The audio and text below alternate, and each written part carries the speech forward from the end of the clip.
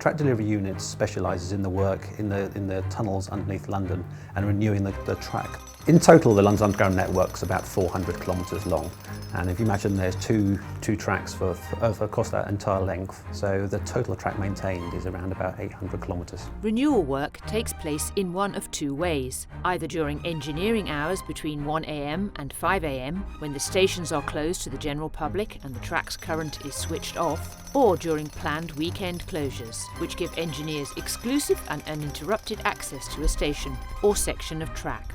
So in a typical weekend, we'll renew between 400 and 1,000 metres of track, as opposed to the amount of work we'd achieve in engineering hours, which is very often between 3 and 5 metres. Replacing track involves changing parts that have reached the end of their life cycle, such as sleepers, wooden planks set in concrete that support the rails on the track. To be able to replace them, we have to break the concrete out.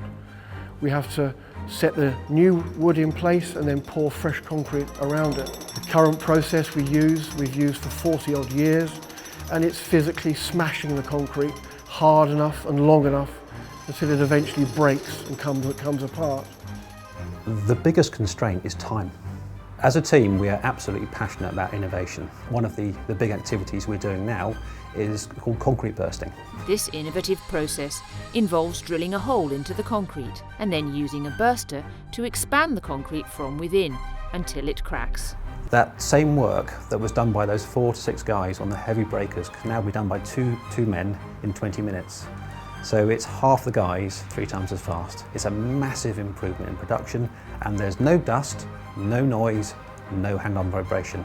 So it's taken what was a hazardous activity and now turned it into something very safe. This is just one example of how London Underground is leading the way in the use of new technologies to provide faster, more reliable and more comfortable journeys. Only through innovation can we meet the challenge of delivering our massive capital investment programme on the world's oldest metro.